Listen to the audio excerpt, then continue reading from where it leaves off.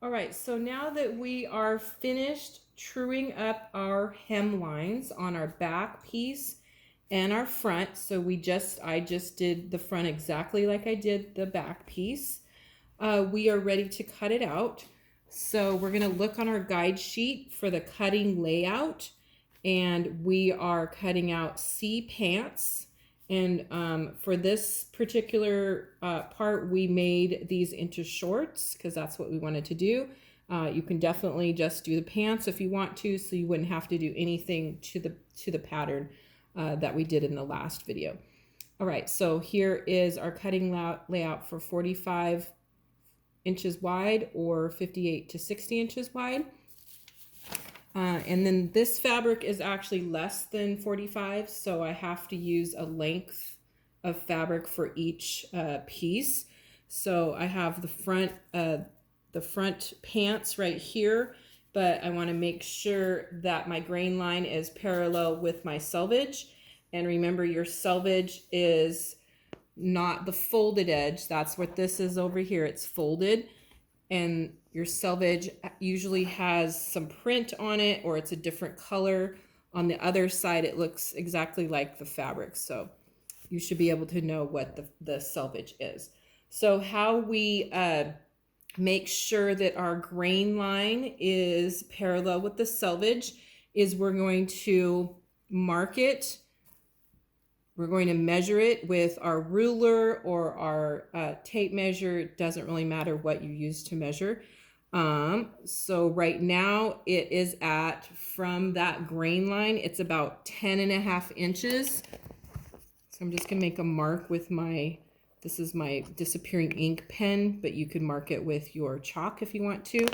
And so right now I am going to put a pin right where that grain line is at, and then I'm going to go down a few inches, and I'm going to make sure the grain line is exact same distance from the line to the selvage, which it is. It's 10.5. I'm going to put another pin in there and make sure you're getting that through both layers of the fabric. And then I'm just going to flatten it out a little bit, and then I'm going to come all the way down to the bottom, and I'm not quite at 10.5, so I need to move it a little bit. I need to move it a little bit to the left, and then I'm going to measure it again. Oh, and now I have it right at 10.5. So now I know my pattern is on grain, okay? So then I can go ahead and take my pins, and remember to pin on the edge of your pattern parallel to the cut edge, okay? Because if we pinned it like this, we would have to take the pin out. We wouldn't be able to cut the fabric. So make sure you're pinning parallel, so in the same direction as your cut edge, all the way around that cut edge. So on the top and the sides.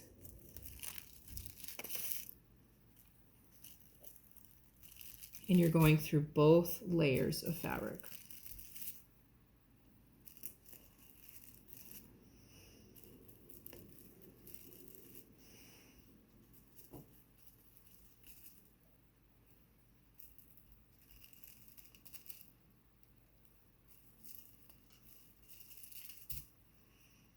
And then I'm going to take my fabric shears,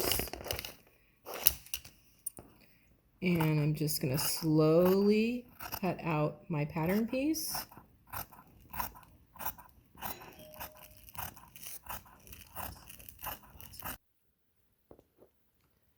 All right, so we're continuing to cut out our pajama short, but when you get to the triangles, those are our notches. This is how we cut them out. We don't keep going.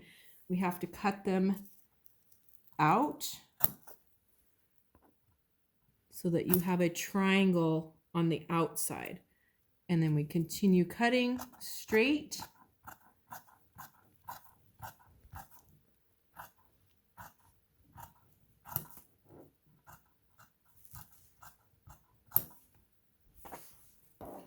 And I'm just cutting on the bottom edge.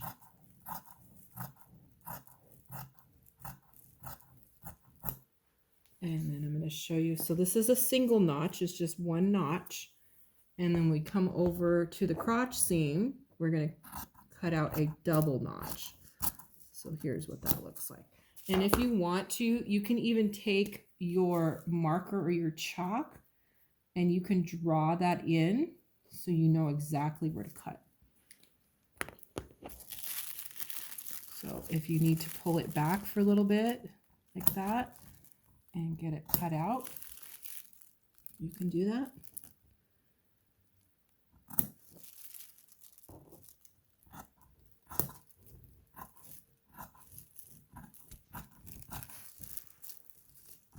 So make sure when you're on that curve of the crotch, you're going nice and slow. And remember your sewing safety. Keep your fingers away from that blade.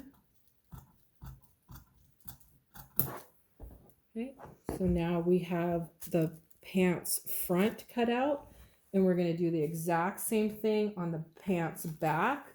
Make sure you are lining up your grain line with your selvage, and make sure you are cutting out your notches. All right, so now we have our shorts back and our pants or shorts front pieces. So it's piece 6 and 7. So we are going to remove the pattern pieces and set those aside for right now. And we need to finish our edges before we start sewing. So on this video, I'm just going to show you how to finish your edges with our sergers that we have in our classroom. If you don't have access to the serger for right now, you can always use the zigzag stitch on the machine and finish the edges. And you can refer to the Little Dresses for Africa on how to do the zigzag stitch on the machine. Okay, so this is my front piece, and how I know my front and my back piece. So the curve on the front crotch is not as deep as the curve on the back crotch. Okay, so that kind of makes sense. Your behind goes in the back piece. So you need more of a curve to fit around your behind. All right, so I'm just going to demonstrate on how to serge just on one of the pieces. So I'm going to come over to my serger, and I just want to take one layer of the fabric, and I am going to serge the edge. So I'm going to show you what that looks like. Okay, remember your sewing safety. So actually, we're just going to leave that there. So our presser foot is behind the machine. So I'm going to lift up the presser foot, and I am going to put my fabric under here. And so what this is going to do, this is actually going to cut off of our notch. But if you're zigzagging it, it won't cut it off. Okay, but we always know what our front piece and our back piece is by the curve of the crotch seam. Okay, so I put down my presser foot, and I just want to serge it right on the edge. I don't want to cut anything off. Like I said, that notch is going to get cut off. And slowly, just kind of pulling the fabric from behind. And I'm going to bring it all the way out. And then I can just clip that off. And then I'm going to do this inseam.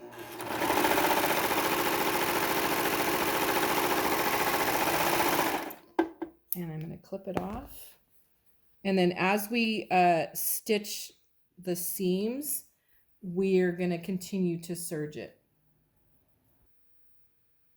All right, so now that I have finished my inseam on all of my pieces, on the 2 back pieces and the 2 front pieces, and finished my seam on the out seam, I need to serge or finish by zigzagging with your machine that top edge and then the bottom hem edge. Don't do anything yet with the crotch seam. Okay, so I'm going to take it over to my serger again. So when you're using the serger, make sure you're following your sewing safety, and because this is a blade right here. Okay, so when we're doing serging for just finishing the edges, we don't want to cut anything off yet.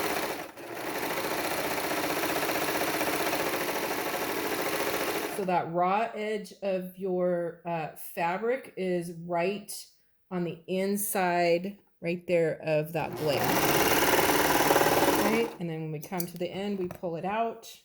So that's the bottom, the hem, and I'm going to do the top, the waist part.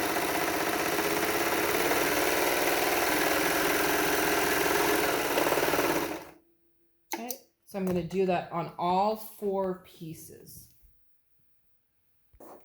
All right, so now that we are finished serging or zigzagging the edges of our seams, we are going to start to construct our pajama pant or short. So I'm going to go to the guide sheet where it says pants C. So this is page 3-4, and I'm going to start with number 1. Remember, in our guide sheets, we have diagrams that show you how to construct the seams in the garment, and we have instructions.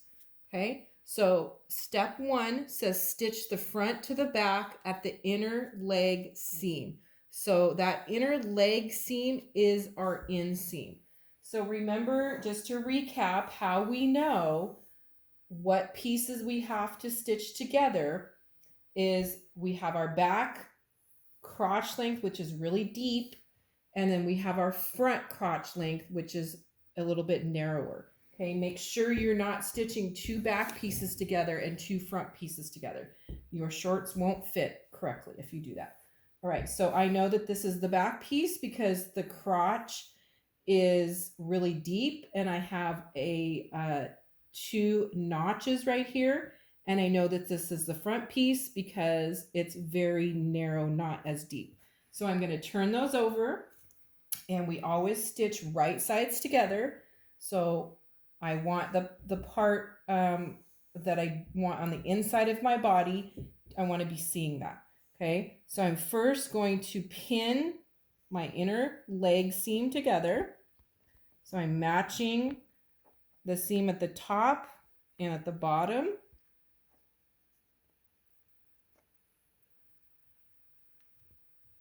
Okay, so I pin that together. I'm going to set it aside, and then I'm going to pin the next section together. So this is the back again, and then this is the front, and I'm going to pin those inner leg seams together.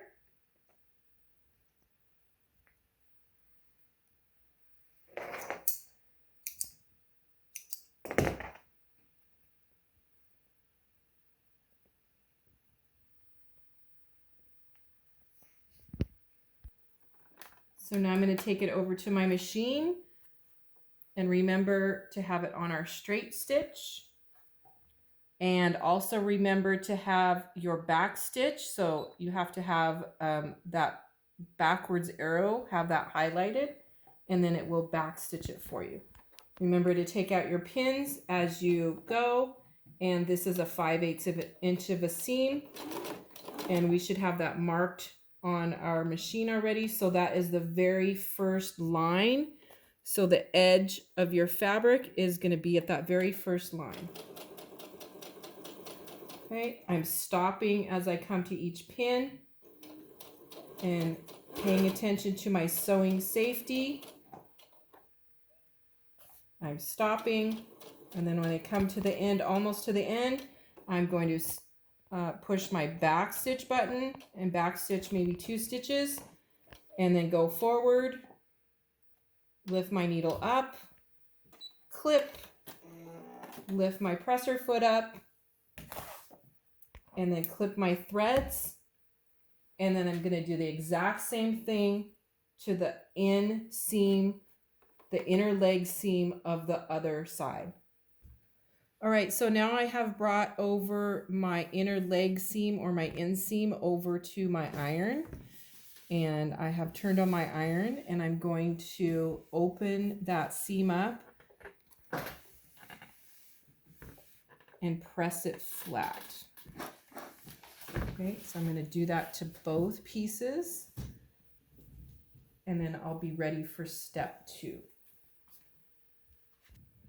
I'll say, now that we have stitched the front to the back at the inner leg seam, number 1, we are on to step 2. So it says, with right sides together, pin center seam matching inner leg seams and notches, stitch.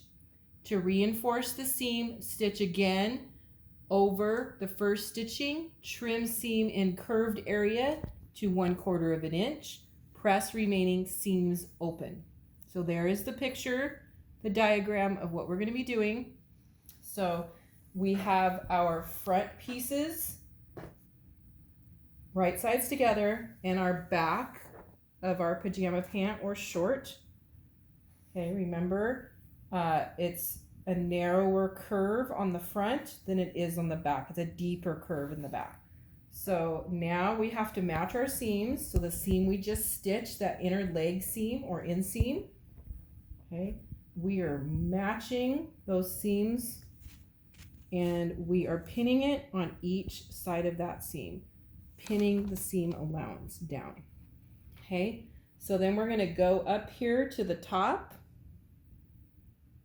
and we are going to pin our raw edges together all the way down, matching our notches.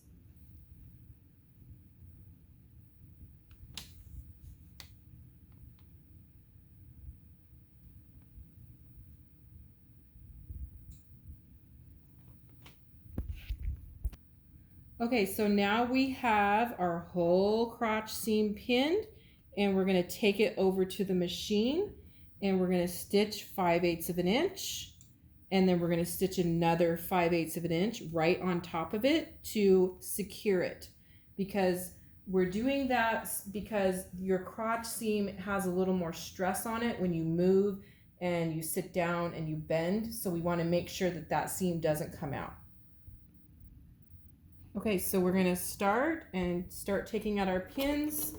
It'll back stitch automatically for us. We have a 5/8 inch of a seam, and we're going nice and slow, making sure that cut raw edge is on that first line.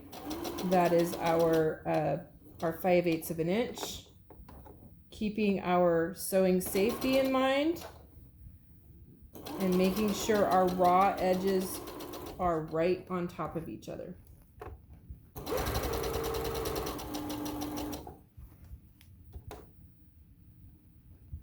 So mine are kind of coming apart here, so I need to readjust them. So I have to make sure my raw edges are meeting each other.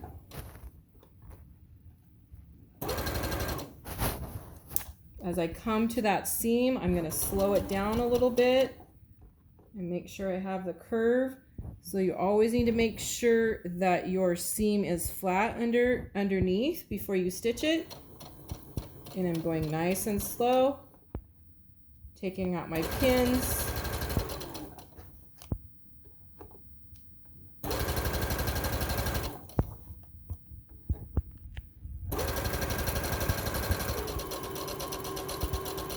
And you can go as slow as you are comfortable with or as fast as you're comfortable with. Just make sure you're always taking out your pins before you stitch and you're stopping your machine with your foot pedal.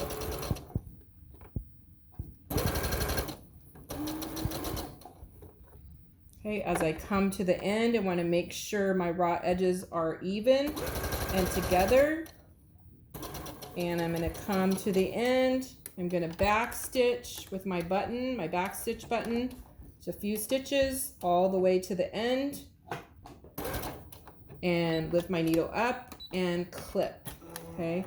So in the directions also, it said now I'm going to go back over that same stitching twice.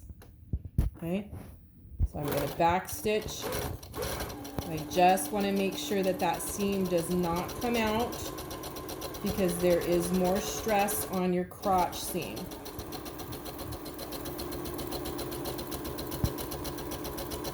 I'm just taking it nice and slow. And I'm going to do the exact same thing when I come to that seam, so it doesn't have to be pinned now. I'm going to make sure that that seam is flat underneath. And I will continue. Oh.